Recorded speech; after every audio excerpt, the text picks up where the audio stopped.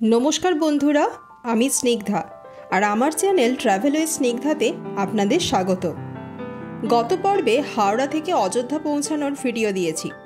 आजके रइलो आमरा एकदिने किभाबे अयोध्या घुरे देखलाम। ताहले शुरू करा जाक। अयोध्याय आमादेर एक रातेर आस्ताना छिलो होटेल आर्काडिया आवाध। आमरा जे रूमे छिलाम सेई रूमटा आपनादेर एकटु देखाई। আমরা ডবল বেড নিয়েছিলাম। একটা বড় বিছানা ছাড়াও ছিল আয়না, TV, wardrobe, AC, chair, table. বাথরুমে ছিল বেসিন, আয়না, ওয়েস্টার্ন কমোড, শাওয়ার, গিজার, মানে নর্মালি যেগুলো থাকে, তবে সবই বেশ পরিষ্কার পরিচ্ছন্ন। এই রুমের ভাড়া পড়েছিল জিএসটি নিয়ে 2500 টাকা। ডিনারে আমরা যে ভেজ থালিটা নিয়েছিলাম তাতে ছিল 4টি রুটি, জিরা রাইস, ডাল, মিক্সড ভেজ, পনির, রায়তা আর স্যালাড। এটার প্রাইস পড়েছিল 180 টাকা। খাবারটা আমাদের এত ভালো লেগেছিল যে পরের দিন দুপুরেও আমরা এটাই খাই।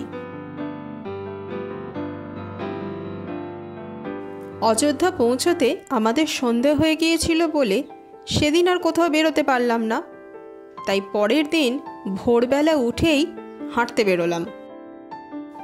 যে রাস্তাটা দিয়ে এখন যাচ্ছি তার নাম ধর্মপথ, আর আমাদের হোটেল একদম এই ধর্মপথের শুরুতেই। এই রাস্তাটা সোজা লতা মঙ্গেশকর চক অবধি গেছে। পুরো রাস্তার দুধারেই এইভাবে রামায়ণের নানা কাহিনী চিত্রিত করা আছে। ভোরবেলার পরিবেশ খুবই মনোরম। আমরা যখন হাঁটতে বেরোই তখন অযোধ্যা সেই সবে ঘুম ভাঙছে, তাই পথঘাট একদম ফাঁকা। অযোধ্যা এমন এক নাম যার মধ্যে জড়িয়ে আছে হাজার বছরের ইতিহাস। এখানে হাঁটতে হাঁটতে মনে হয় পুরনো যুগের দরজা হঠাৎ খুলে গেছে আর আমরা সেই যুগের পথিক হয়ে উঠেছি। সরযূ তীরের এই শহর শুধু ইতিহাসের গল্পেই ভরা নয়, আধ্যাত্মিক টানেও মানুষকে বারবার এখানে নিয়ে আসে। হাঁটতে হাঁটতে পৌঁছে গেলাম লতা মঙ্গেশকর চক। সুরসম্রাজ্ঞী লতা মঙ্গেশকরের স্মৃতির উদ্দেশ্যে উত্তরপ্রদেশ সরকার 2024 সালে এই স্মৃতিস্তম্ভটি করে। লতা মঙ্গেশকর চক থেকে বাঁদিকে গেলেই পড়বে সরযূ নদী। কালের বিবর্তনে নদী তার পথ পাল্টেছে, আর পুরনো পথে রয়ে গেছে তার অবশিষ্ট অংশ। এরপর হোটেলে ফিরে আসি। আমরা 3টে ফ্যামিলির মোট 12 জন ছিলাম, তাই এরকম 14 সিটার একটা গাড়ি ভাড়া করা হলো অযোধ্যা ঘুরে দেখার জন্য।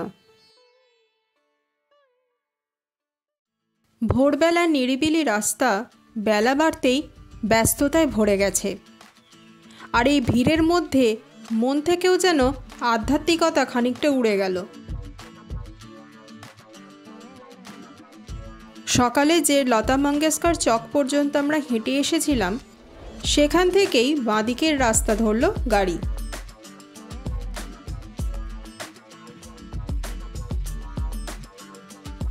এগিয়ে চললাম রাম মন্দিরের দিকে।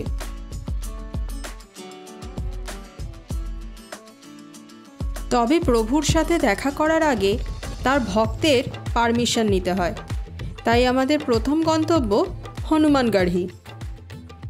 হনুমানগড়িতে রোজই প্রচুর ভক্তের ভিড় হয়, আর আমরা যেদিন গেছিলাম সেদিন ছিল ভাই দ্বিতীয়া, তাই স্পেশাল পুজোর জন্য ভিড়ের পরিমাণ আরও বেশি ছিল। এত ভিড়ের মধ্যে যাব কি না যখন সবাই সেটাই আলোচনা করছে, তখন এক পণ্ডিতজি বললেন কিছু দক্ষিণার বিনিময়ে তিনি বাহির পথ দিয়ে আমাদেরকে ভেতরে নিয়ে যাবেন। মন্দির দর্শনে তাড়া থাকার প্রধান কারণ হলো আমরা আজই দুপুর 12টার মধ্যে হোটেল চেক আউট করে বেনারসের উদ্দেশ্যে রওনা দেব।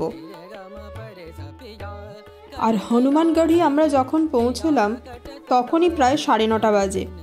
তাই পণ্ডিতজিকে 500 টাকা দিয়ে আমরা এক্সিট গেট দিয়েই মন্দিরে প্রবেশ করলাম।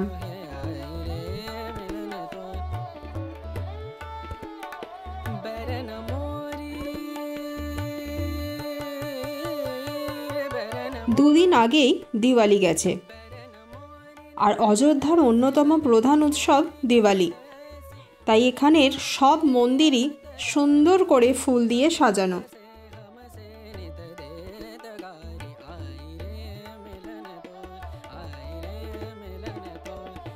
পৌরাণিক কথা অনুযায়ী লঙ্কা থেকে ফেরার পর শ্রী রামচন্দ্র তার প্রিয় ভক্ত হনুমানকে থাকার জন্য এই জায়গাটি দান করেন, এবং তখন থেকেই হনুমানজি এখানে থেকে অযোধ্যার রক্ষা করে চলেছেন।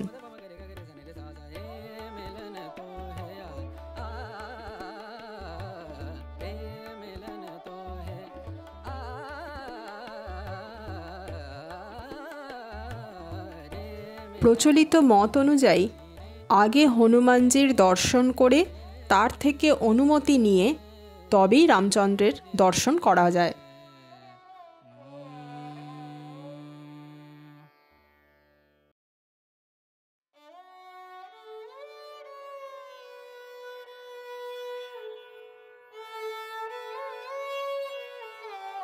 মন্দিরে প্রচণ্ড ভিড়, প্রচণ্ড ধাক্কাধাক্কি হয়, কিন্তু এর মধ্যেই এই ধাক্কাধাক্কি সহ্য করেই আপনাকে হনুমানজির দর্শন করতে হবে।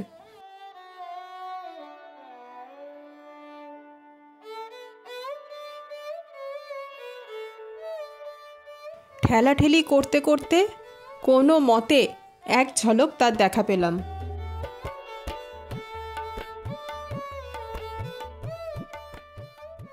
মূল মন্দিরের সাথেই লাগোয়া আছে নৃসিংহ অবতারের মূর্তি এবং ভবানী দুর্গাজির মূর্তি।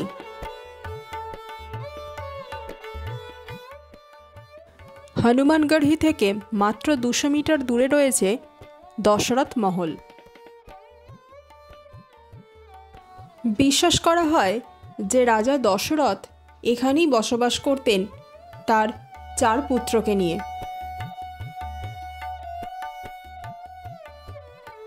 ভেতরটা খুব সুন্দর কারুকার্য করা, ভাবতেই রোমাঞ্চ লাগে যে ছোটবেলায় প্রভু রামচন্দ্র এখানে তার ভাইদের সাথে খেলা করতেন।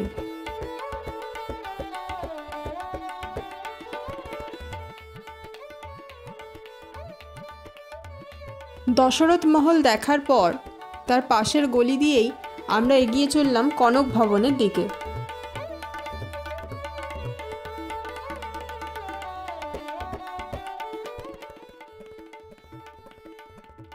রামায়ণ অনুযায়ী মাতা কৈকেয়ী রাম ও সীতাকে তাদের বিবাহের উপহার হিসেবে এই সোনার ভবনটি দিয়েছিলেন।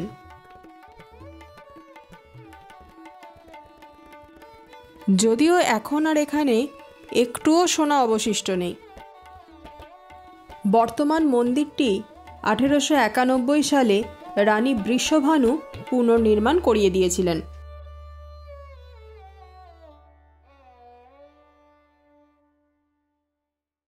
প্রভু রাম, সীতা মা ও লক্ষ্মণের মূর্তি রয়েছে এখানে। প্রভু রামের চরণ চিহ্ন। এবার এসে পৌঁছালাম বহু প্রতীক্ষিত রাম মন্দিরে।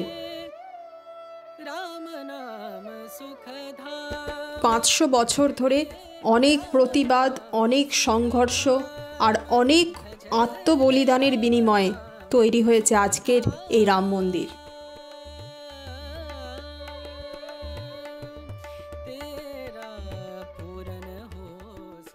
বর্তমান মন্দিরটি 2004 সালের 22শে জানুয়ারি উদ্বোধন হয়েছিল।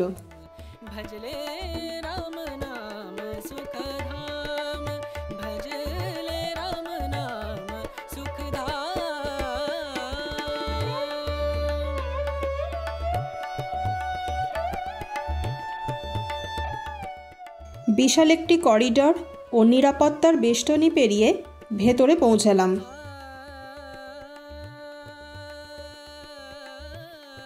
ডান দিকের এই বিল্ডিংয়ে রয়েছে লকারের ব্যবস্থা। এই লকারেই ফোন, পার্স, মানিব্যাগ সব জমা দিতে হবে।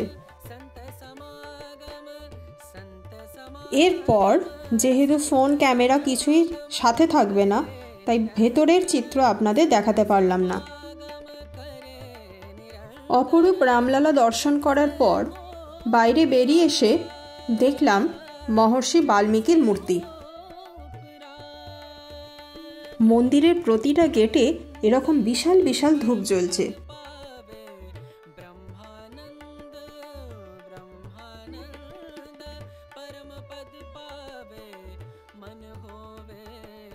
রাম মন্দির নির্মাণের পুরো ইতিহাস এখানে লেখা।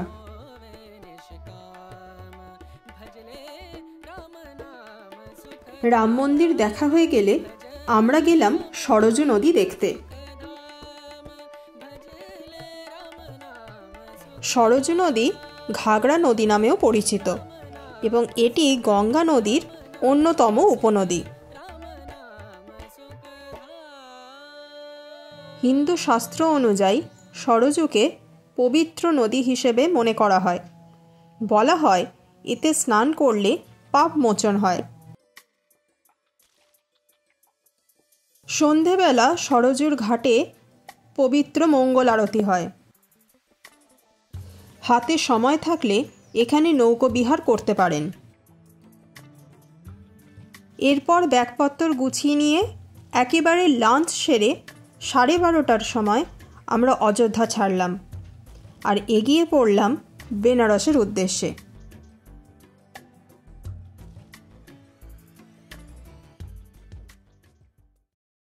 অযোধ্যা থেকে বেনারস যাওয়ার দুটো রাস্তা আছে, একটা সুলতানপুর হয়ে, একটা আকবরপুর হয়ে। আমরা সুলতানপুর হয়ে গিয়েছিলাম।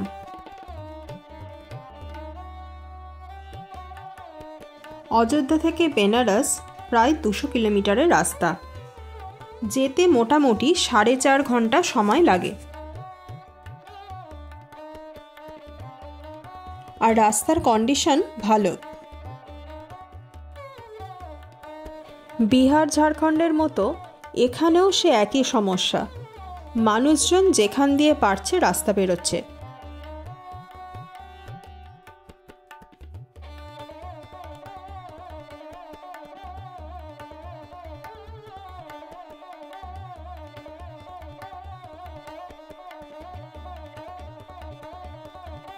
আর বেশ কিছু জায়গায় রাস্তা খুবই ন্যারো হয়ে গেছে।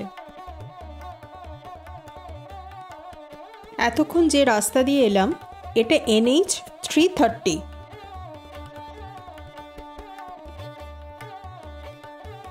এবার যে রাস্তা দিয়ে যাচ্ছি এটা NH 371। এই রাস্তাটা পুরোটাই ঢালাই রাস্তা।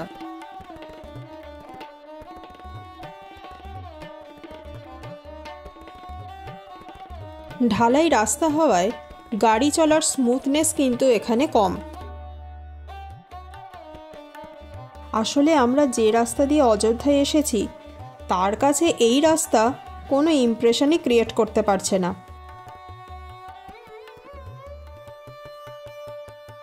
যারা আমাদের অযোধ্যায় আসার ভিডিওটা দেখেননি তাদের জন্য ডেসক্রিপশনে লিংক দিয়ে রাখলাম।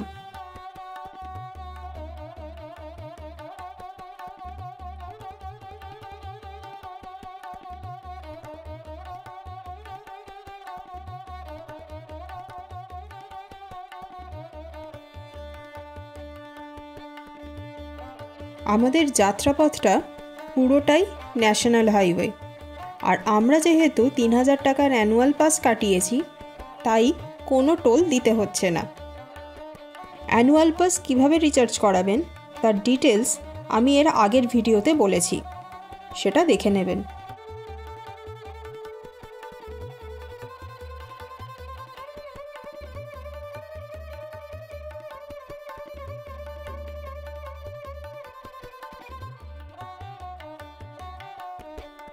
সূর্য ধীরে ধীরে দিগন্ত রেখার কাছে এসে পৌঁছল। যখন বেনারস শহরের কাছে এসে পৌঁছালাম, সূর্য তখন অস্ত চলে গেছে।